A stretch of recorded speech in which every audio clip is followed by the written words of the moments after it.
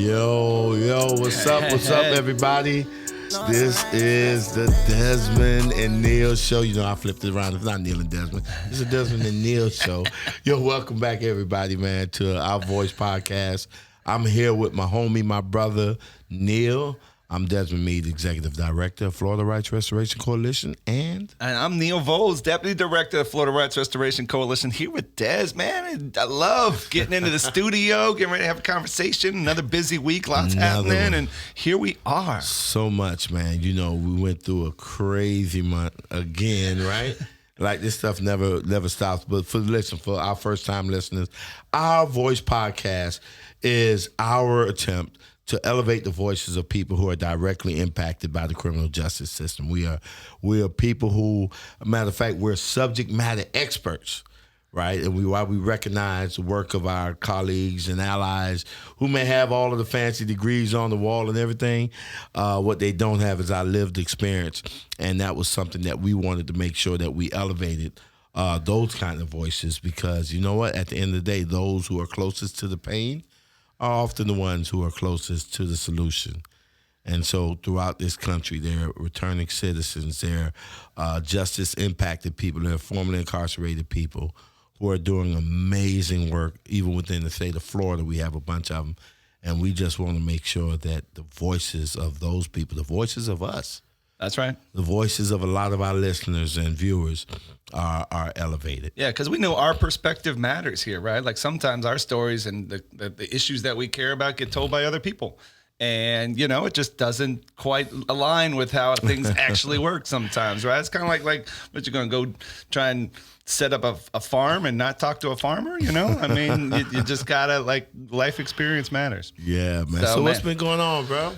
Man, this has been so much going on. I feel like I just keep putting gas in the car, you know, driving all over this state. Man, things are popping. There's a lot of people getting active, and man, I'm feeling hopeful about what's possible here. Man, and I'm a little excited, man, because we're coming up on our 10-year anniversary. FRC. Say it. Did you say 10-year anniversary? 10 years anniversary, man. You know, we should have celebrated it right at the end of last year, but you know, COVID and stuff like that kind of threw us off a little bit. So more time, better party. I know how bigger it's going party. You know, more celebs. You know, that's right. More superstar returning citizens and justice impacted people there. You know, so looking forward to it. Yeah, man. I love that concept of like returning citizen excellence, man. We gotta show up and show out. Yeah, I mean, this is the year, right, of our voice, right? What's it? Our vote, our voice, our vision, right? Heck yeah. And so we're looking forward to really a very special rollout in this 10-year anniversary convening, man. We're going to have returning citizens from all over the state and some from over the country that's going to grace us with their presence, man. And I'm looking forward to it, very excited about it, and it's like knocking on the door. That's right. Well, speaking of knocking on the door and being excited, man, we got us a guest today. No, we don't. No, we got really serious. Hold up. So, once again, have Brandon and Xavier done it again? You know, we challenged them. Yeah. We said after the first season, like, man, we got to go get the goats. Man. Right? We got to get, take this thing to the next level. They're taking it to the next level. They are. Like, I've been waiting on this conversation. Man, we've been having some big ones now. Oh, yeah. We've been having some big ones. So, I mean, are you saying that the guest we have today, right, fits into that category? Heck yeah, man. Like, come on, right there. Like, you go up, and then you go up some more, and that's what's up, man. I mean, and on a personal level, right? Like, he's not just changing the world; he's also changing my life and your life. Like, oh man, come on, right? All right. I can see where you're going with this. Yeah, I can see that. As a matter of fact, we do go way back a little bit. Yeah. Yeah, so who we? But let me ask you. Tell the folks who you're talking to. Well, we're talking to Brandon Sturdivant, man. He's joining us in the West Coast. Really? Yeah. Y'all listen, Brandon is like real cool, brother. He is the co-director of Mass Lib. And I mean, he does something even bigger than that for me. You know, Brandon and I go way back in our early organizing days when we were organizing for PICO. More specifically, when we were in the Lifelines to Healing, right? Now, remember that now, Lifelines to Healing, a campaign that turned into the Live Free campaign. But I like to hype the Lifeline to Healing because that's something that we want to talk about today, right? Healing, right? And understanding that in order for us to be the powerful people that we are destined to be or called to be, that there's some also healing that we have to go through. And I think that I'm suspecting that's one of the reasons why this guy, Brandon, is kind of like up there big time. That's right. Right? Because healing is such an essential part of our being and of our work. And so, yeah, Brandon, man, he used to organize with me with Lifelines of Healing and then Live Free. And then he moved on from that to now Mass Lib. And so I'm excited to have him on, you know. And I got a little different, an additional perspective to what you're talking about is like, man, I think about in my life, so many times when I made a good decision or learned to change, you know, like go through that restoration process, it's because there's somebody in your life who's willing to tell you the things that you need to hear, not necessarily that you want to hear. Yeah. And I've had several conversations over years with Brandon that just fit that bill, you know, where you're like, man, I became better after talking to this dude, and that having somebody like that in your life is a big deal. So, man, I'm personally excited about everything that Brandon brings to the movement and to just other people's lives because he's. Well, let me tell y'all, man. Seriously, on a serious note, a few weeks ago, we had this amazing men's and women retreat for FRC in Florida, and Brandon was our number one facilitator, and he did such an amazing job. And then the follow-up to that was like so much on point that we just knew that we had to bring him on because what he does a great job at it. And the things that we talk about are things that we all need to talk about. Sometimes we get caught up in the policies. We get, caught up into the politics and we get caught up into the campaigns. And while we're in the voter registrations and voting turnout and advocacy, that we forget to advocate for us and deal with the things that are inside of us. And so, ladies and gentlemen, listen, without further ado, let me bring it on. The FRC sensei, guru, Dalai Lama himself. The Jedi Knight. Jedi. That's it. The Jedi warrior, Brandon S. What's up, Brandon? Hey, Brandon. What's going on, man? Y'all got me blushing over here, man. Man. With an intro like that, I would forget it. Whatever I say, it don't matter. Let me just hop off while we went in here. Man. What's going on, Brandon? Man, I'm sitting here on a sunny California day, enjoying myself and ready to talk to y'all about healing, about transformation. It was good seeing y'all a few weeks ago, and Hey, listen, Brandon, before we can even get into this conversation, I just got to make sure that just one thing. Are you a Ohio State Buckeye fan? No. All right. We good to go. We just gonna start doing. I just want to make sure. We're gonna start doing labels around here. No. We don't like labels in this place, man. I just wanted to make sure. You know what I'm saying? Because I'm keeping running tabs about how many people Neil is agreeable to get on this show that are either, just straight out Buckeye fans or secret Buckeye fans. Right, because I know he's trying to stack the deck, but just wanted to make sure. You're just going to call me out in front of everybody. Yeah, okay. I'm going to call you out, bro. Right. That's how we heal, And hey, listen, I'm still hurting from that doggone blown call in the end zone when University of Miami, broke up the pass play, and all of a sudden it's pass interference. Oh, one of the great calls in history, man. So I'm still trying to heal from that. So I have to name that trauma, right? It's only 20 years, man. It's only 20 years. But Brandon, listen, tell our viewers, man, what is it that you do? Right. So I'm the co-founder of Mass Liberation Project, and it's a organization that supports folks who are directly impacted. It's primarily Black-led and abolitionist, dismantle the criminal legal system, right? There's many different ways we need to go at opportunities to get our people free. We do it specifically through a lens of healing, um, like abolition as like the primary source, and directly impacted leadership. That folks who are formerly incarcerated, folks who are directly impacted, have to be at the center of the conversation, or else what are we talking about? Do that through a number of different ways. There's training, there's coaching, there's all sorts of supports. But I love the fact that I have the role now of healer, of like actually stepping into the space as somebody who supports folks through trauma, supports them through challenges, to get to the other side of our potential, knowing that our trauma, our challenges, there are things that hold us back from being ourselves and all of our wholeness, and all of our potential, I should say. Yeah, and I'll stop there. So what does that look like, Coach? I mean, you saying that you coach people through that. What is it exactly that you do? Right. So it's a it could look a number of different ways. We try to make it complicated, but sometimes it's a conversation. Sometimes it's facilitating spaces for teams. Sometimes it's holding space through mediation.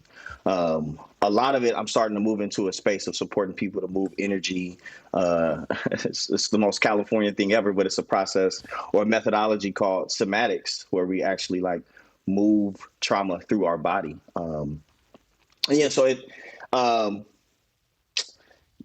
Those are kind of the core methodologies, I mean, or the core practices, like coaching with folks, facilitation, holding space through mediation, and practices like somatics. But I also delve into stuff with folks around like recovery, having 3.5 years sober, and like a real emphasis on like the peer aspect of coaching, that like folks can support each other without having all the, just naming it, the degrees, the things that we think we need to be able to support each other. We don't need all that stuff. We actually just need to be across from each other, having presence, listening, and being an open space for us to share our truth. Wow. And I'm gonna give Neil, I'm gonna give you a chance to get in here, but let me just ask this other question. That when you're talking about this healing piece, or you're talking about moving trauma through the body, right? Why do you think it's important, right? And how do you see the impact showing up in the work? Yeah, that's a great question. Why? So the whole process in healing is like, for the sake of what? And the truth is, when we are in places, I'm tempted to touch it, so it's telling me to touch it, which is in movement spaces, man. A lot of us come into this work because we've been damaged by the system, right? No matter where you're talking about the ultimate destination of it, when you step into the space, we all know that the criminal justice, the criminal legal system, whatever you want to call it, has damaged our communities and damaged our lives, damaged our relationships. And then we like turn around and say, okay, now I want to fix this thing. And oftentimes we don't recognize the actual impact it's had on us, right? On my day-to-day experience as a human, and how I build relationships and how I build community. And so for the why to me is, if we're going to transform systems, we actually have to transform ourselves first. Okay.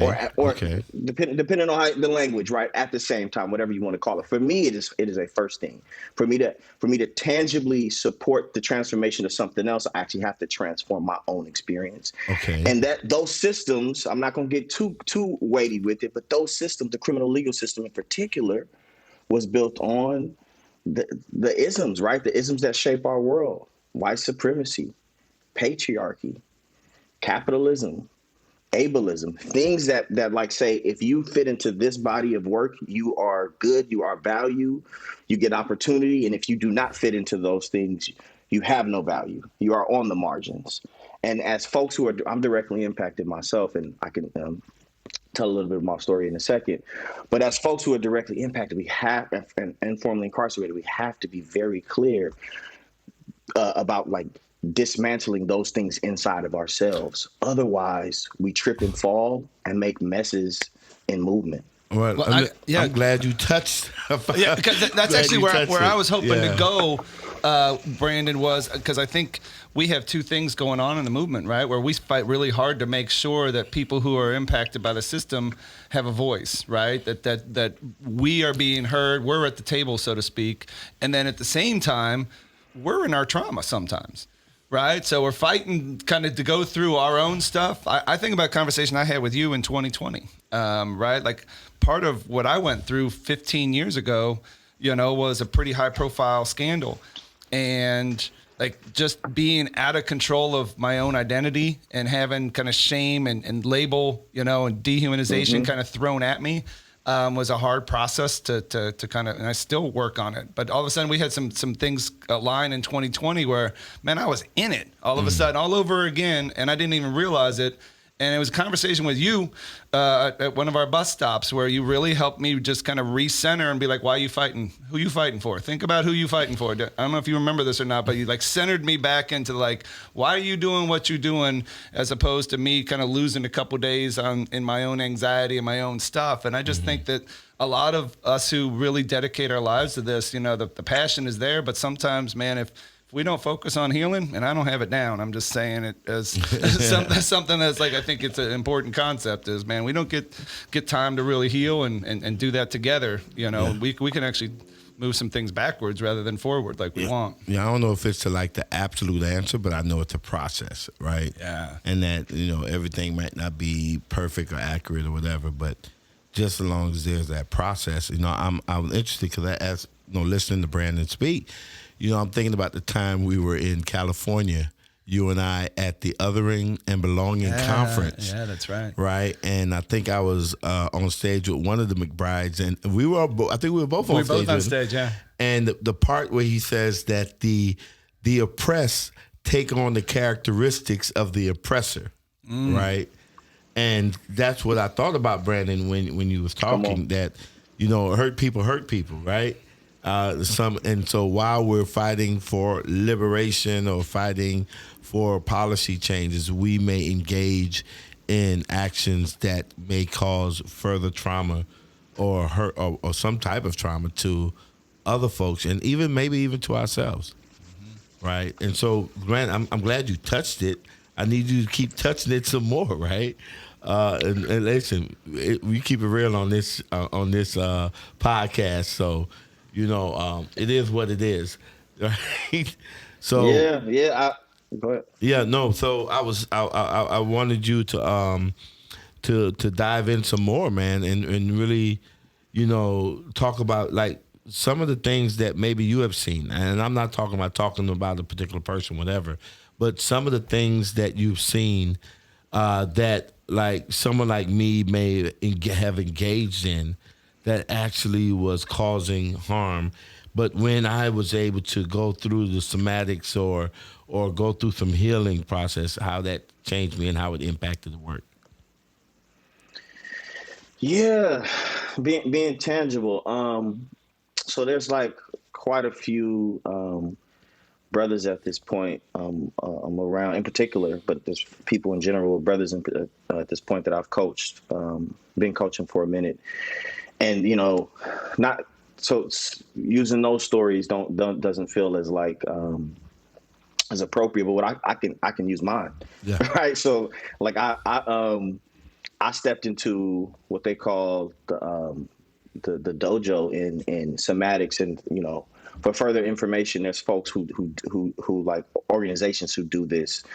BOLD, right? Black Organizing for Leadership and Dignity, Generative Somatics, Strozzi Institute, just to name those folks as organizations. But I stepped into my first experience at a training and had like a moment of opening up, and for the first time in my life, like crying those tears that I wanted to cry when I was a little boy, crying those tears from shit that happened to me this cursing thing. I'll try to be one and done with that. Like, because it'll start if I don't catch it down. I'll just keep going with it. We bleeped you, bro.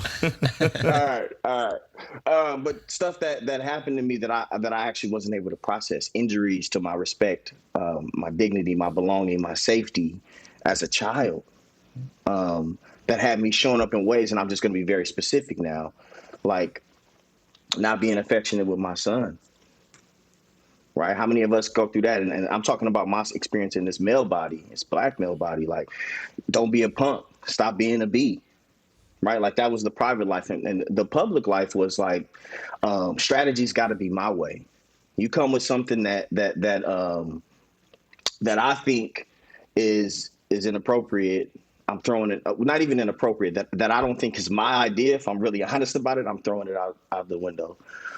Unable to build teams, unable to be accountable, right? I can show up when I want to. I can have the kind of reactions and experiences I want to, but I want to hold you accountable for things and not be accountable myself.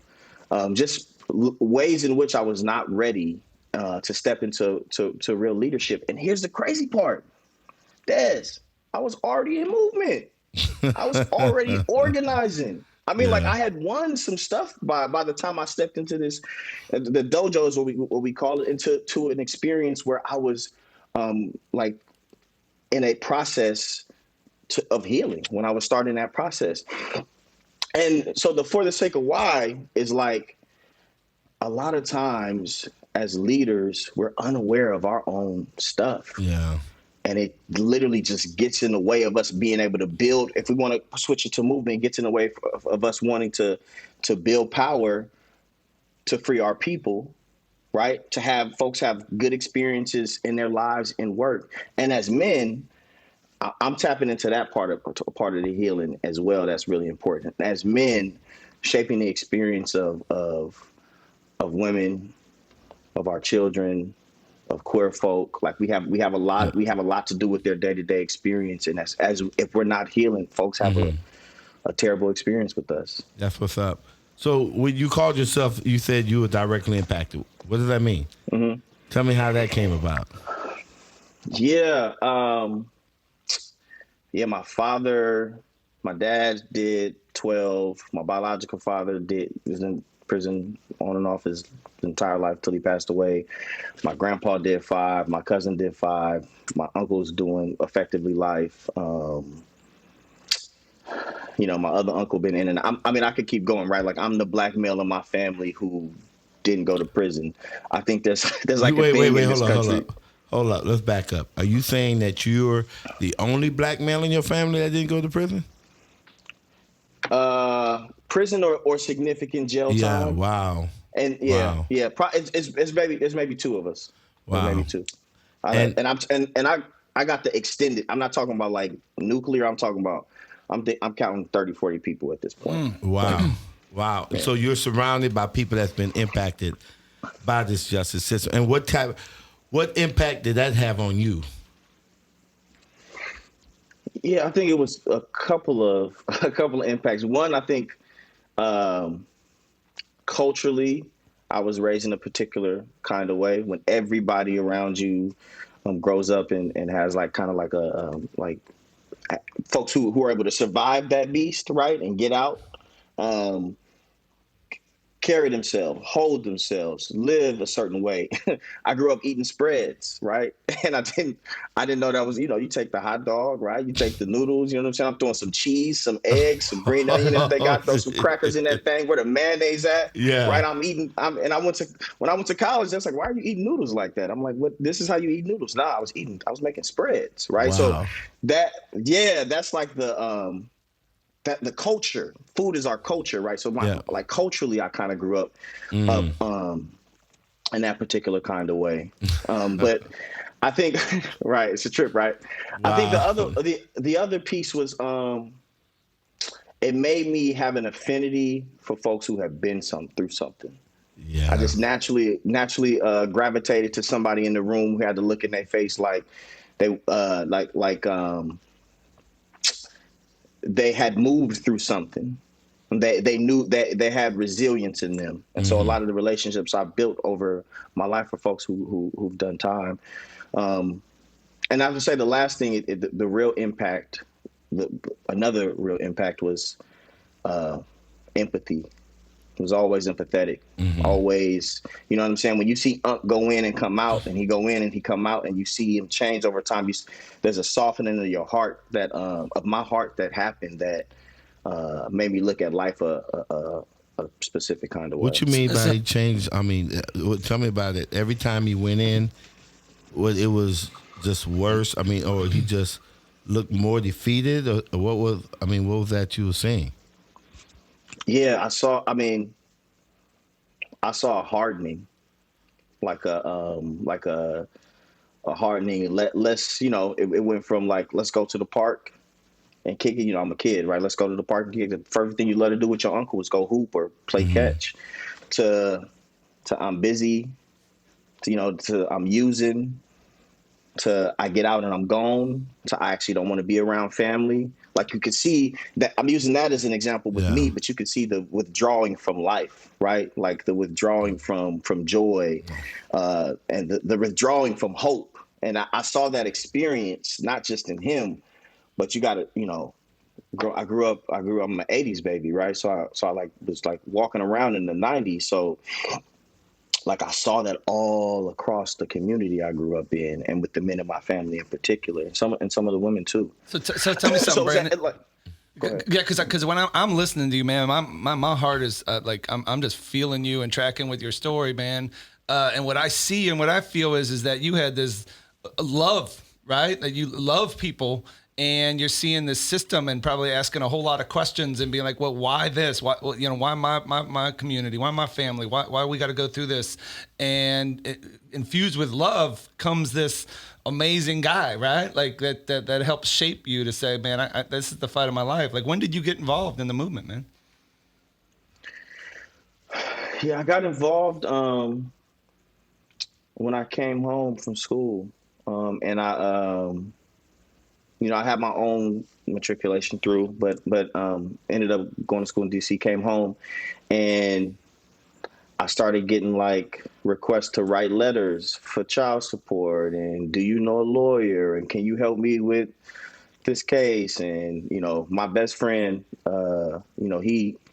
he caught a pretty difficult one, and slipped out of 2 decades. And so it was literally just at my front door, and then I started organizing Help Save a School in Oakland, and through, who I was organizing with, who were the most active parents? They had records. Wow. They had done time. That's right. Right. Wow. It was just God staring at me in the face, they got a record. Can't go to PTA meetings. Can't hang out at the school. Can't be like anybody else. But they care about their kids. Heck, and they want to make sure that their kids have a place, because they know their experience, and they don't want their kids to go through that. So hell, now you ain't closing this school in West Oakland. So those were the most active parents, and I started doing education organizing, and eventually it just got to a place where it was clear that our folks, yes, we need to fight for education, but the thing that was do I got a little time? Yeah. Because this is actually the lifelines to. This is directly connected to lifelines to healing. Go ahead. You just tap my memory here. We used to do the night walks. Yes, right? I remember the night walks. We used to do the night walks in West Oakland. I remember Barbara Lafitte, Wale. Hold on for a second. So the night walks was part of a process that addressed gun violence, right? And of course they had other, I guess, tactics like the customized call-ins and things of that nature. But one of the key elements was that the community and churches would actually go out into the community at night, walk in the community. And so that was one of the aspects of the ceasefire program. Go ahead, Brandon. Yeah, so we doing the night walks in West Oakland, and Barbara. So they start this session, this opportunity to talk with some of the brothers who are part of ceasefire, right? There's night walks, and there's sit downs with some of the folks who are considered responsible for what's going on with like some of the gun violence. And we flipped it and had these things called feel-good sessions where we would bring them in, and it wouldn't be like law enforcement like talking at them. It'd be like community being like, yo, how can we support? How can we help? Mm-hmm. And so this just came back to me. We flipped it and did a listening campaign. So we had all of these dope like, you know, church-going folks who cared about their community. Some of them were impacted, and they wanted to like help these young brothers. And you know, I'm the kind of organizer. I don't need nobody to help me. I need you to be an ally, right? What Des always says it like, what you got it? What's your skin in the game, right? And so we flipped it and did a listening session.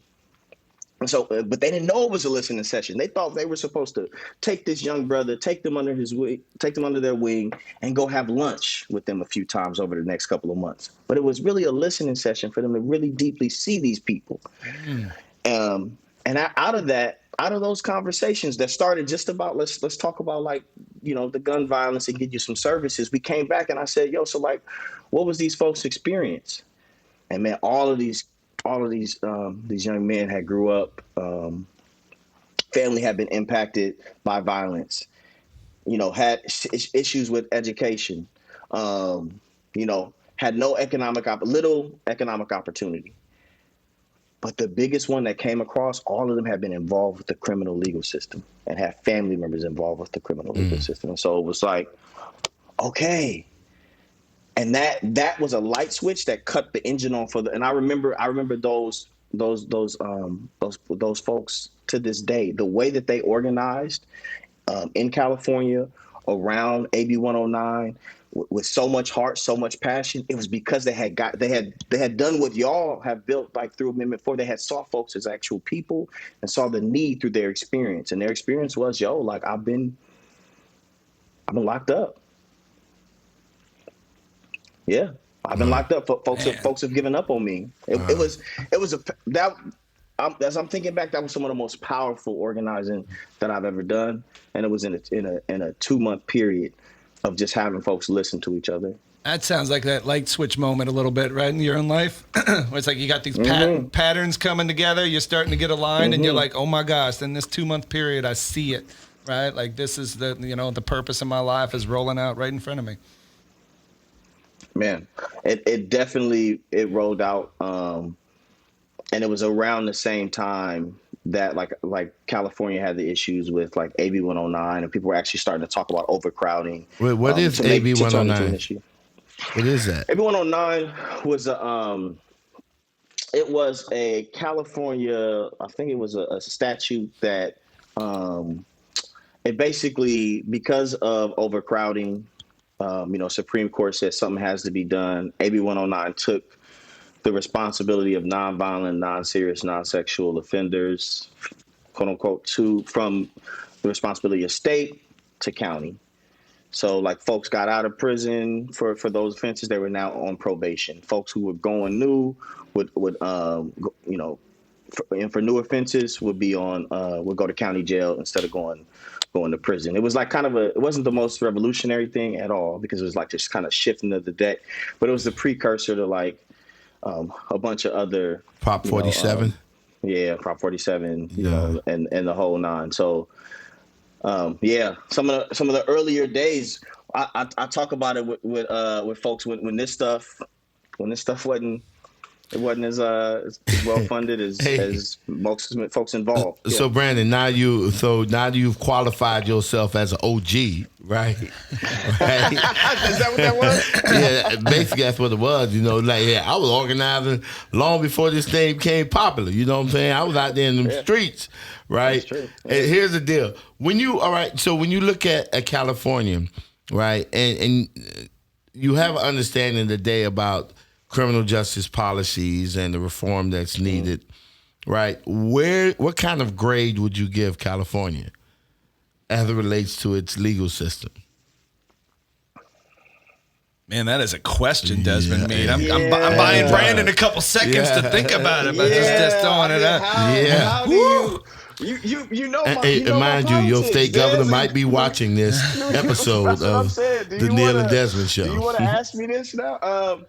Look, I'm not as close these days to You're OG specific though. California. You Let's say. you are an OG. All right, so you want me to, I want you to touch it. I'm gonna touch it. So my one of my family, man, he just took 21. Just took a football number. So I have in the last year been paying closer attention to like what's been happening. I mean, I know a lot of some of the folks who are doing the youth organizing as well. I personally believe I'm like legitimately an abolitionist. I don't believe that cages work for who we say we want to be, for who we say we want to be as a society. It don't. I told you that story about my uncle coming in and out. Like it didn't make him no better. And so that is what is in my mind when I think of any. Man, you got people spending $1 billion to go to space, and this is how we handle harm. It don't match. So from that place, the level of like what we spend resource on and versus what we do with folks who we consider like undesirable, the like you said, the weakest link in the chain, the lowest among us. Mm-hmm. I think it's a D, right? Like there is some stuff that happens in California where like you now get go ahead. Did you say a D or a B? Man, D. A D. D. Okay. It ain't an F because worse exists, right? But for me, it is a D because we still heavily. I told you I just went through something with a young brother who's going to go through a lot over the next few years, and the recourses we have to like actually deal with harm, to deal with mistakes people make, mm-hmm. they're extremely limited. The PD was like, no, he shouldn't have to make this decision. He shouldn't have to take this, but this is the law. Yeah. And whenever we're in that place where, we're behind. Well, throughout this interview right now, I've heard you mention the word abolitionist on several occasions, right? and I think that, matter of fact, we haven't talked about. No, that's right. This would be a good time to talk about. I don't know if we got the time to talk about it now. Yeah. But well, let me just say one thing. We may have to bring a couple of experts on there to really push this thing back and forth. Because I got some questions about that too. But like I said, I know this is more about the healing piece than the abolition piece. But I want you to know that I hear you, right? And I acknowledge that position, and definitely don't want anyone to think that I would minimize that position. Right, for any reason. Just wanted to bring that out there, and then to really know that that's something that we should bring. That's right. We should bring to the show real soon. Yeah, because Brandon, I sit there and think about like what you were saying, and I think about how we are as people, right? Like you giving a D, coming from you. I mean, that says to me that you're engaged in something that is so powerful, which is changing the possible. Taking something that seems impossible and making it possible. Right, because I have learned, from you, from other folks that we've walked in, I spend way too much time in spaces in which we feel confined to what's possible, right? But that we really could live in a different world. Like, why do we live in a society in which at any moment we can put somebody in a cage, anywhere in the country, at any time, in any community, but you can't hook somebody up with a therapist? Right? Like what would the world look like if it was as easily accessible to get somebody who loved you and thought about your mental well-being and direct, immediate access versus we can throw you in a cage? And when I think of what you do, and man, you're one of my favorite people in the world, so you're just going to have to take my flag waving and you can give me a hard time offline. But like you push me, to think and to transform what's possible. Right. And I think that's a wildly important gift that you bring. Right. So I hear you give a D and I'm like, oh, he's thinking big, man. He's saying D because what an A looks like actually is something many of us don't even stop and think is possible. See that? Neil just got me on that one, man. Because I was like, is Brandon thinking big with a D, right?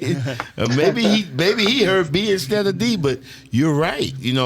That you have it.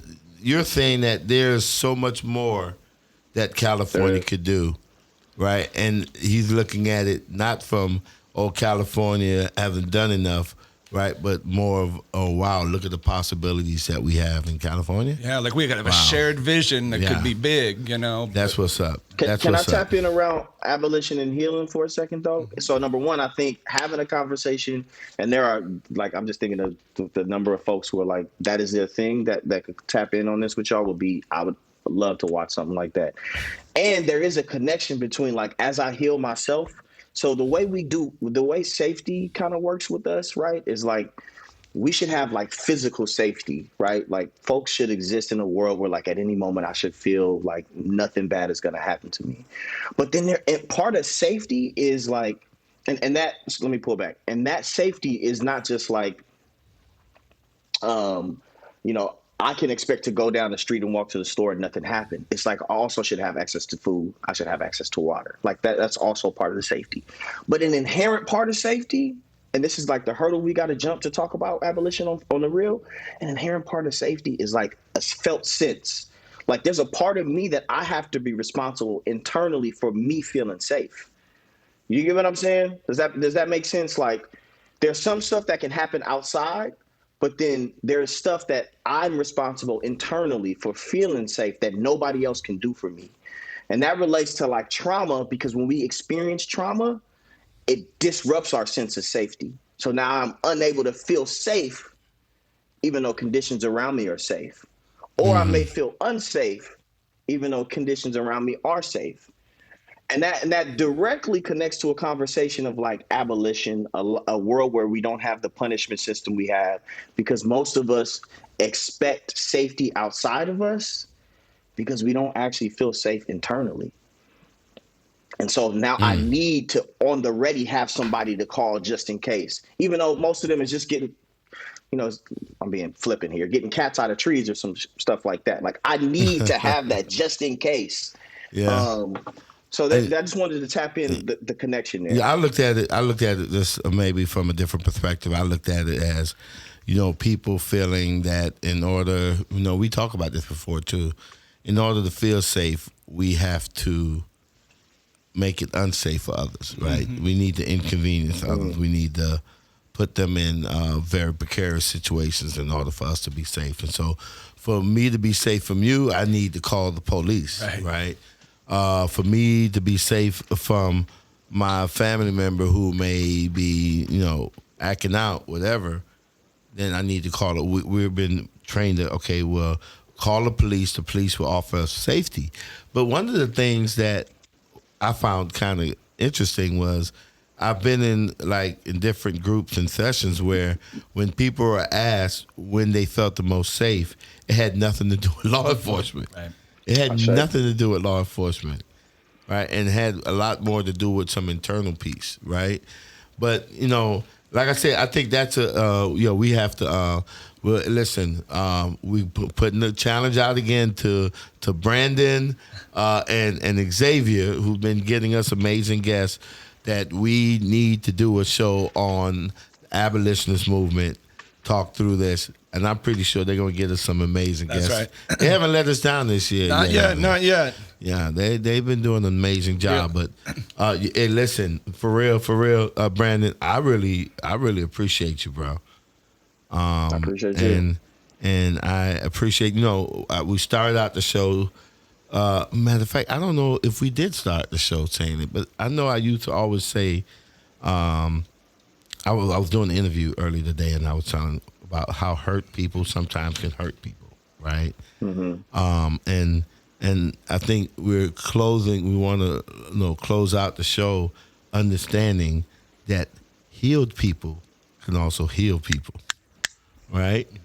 And so that's right. I appreciate you being a person that try to take a person's trauma or help walk a person through taking that trauma. I like that moving through the body piece, right? And transferring that traumatic energy, right, into some healing energy, right, that it actually make our communities better places and empower our communities. Yeah, and I just want to thank you, Brandon, because I think of some of the larger work that we all do, which is really how do we transform how we see each other? How do we transform some of these narratives that exist in society that create barriers for people to, flourish. A lot of that work is we focus on the outside, right? And what I always am grateful for when I see your crew, like you see this healing process at work is that actually a lot of that work is also how do we see ourselves, right? Because those two are two sides of the same coin sometimes. And so like while we're trying to, change language and change culture and do those things that seem really, really big, it does come back to this idea of an individual healing process and self-awareness around our own trauma. That's super invaluable to us actually getting to those places where somebody could get an A or a B on the test in upcoming years. So I really appreciate you, man. Yeah, we do. Brandon, I'm going to put you on the spot, man. I'm going to put you on the spot. You ready? You coming to our 10th annual convening? You already know. Oh, bam. Nice. Right. You already know. So we got it. We got it on tape. We got receipts now. Today, the convening just got better. That's right.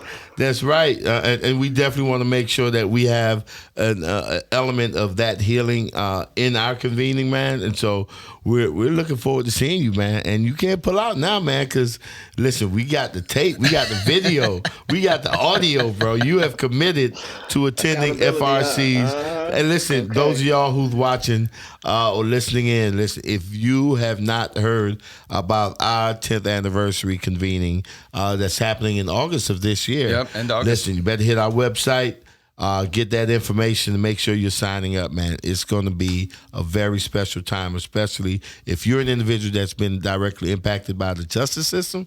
Man, listen, sign up. Let's get down. We got Brandon Sturdivant that's coming, the guru. What'd you call him again? The Jedi. The Jedi. Listen, the Jedi I'm gonna take that, of Returning City. Boy, look at here. He did, like I said, a few weeks ago, he did an amazing job at our men's and women's retreat, man, and working with Marquise, man. Right? Powerful. Big Money Marquise. And they did an amazing job. And so very excited about just the feedback from that convening, and it just opened my mind as to the possibilities that can happen not only here in Florida but really throughout this country, man. And I know, Brandon, you're not only working in Florida, you're in other states too as well, right? Yeah. 10 through the Mass Live piece in particular, 10 orgs supporting in 8 states. But I'm actually tapping in and supporting through retreats, through retreats and through coaching folks all over the country. That's what's up, man. That is what's up. That's what's up. Well, Brandon, man, I don't know. Do you have the parting word for Brandon? Nah, I just want to say thanks, man. I love you, man, and I appreciate what you do. Going back to Cali. But I got something better than that. And we going out with what? That's right. Wavy Mob. See you, Brandon. That's right. You know that we are the voices.